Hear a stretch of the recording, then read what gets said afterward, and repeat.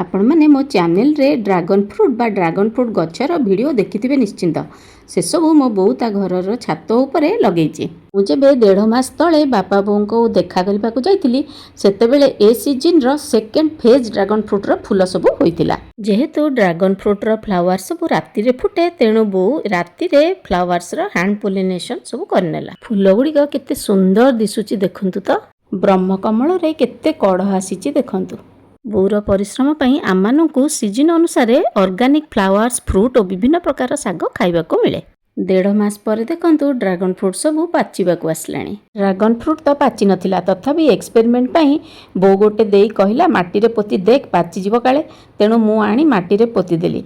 7 day दिनर result देखंतु। Dragon fruit T केते सुंदर भाबरे पाचि जाईची देखि बहुत खुशी लागिला।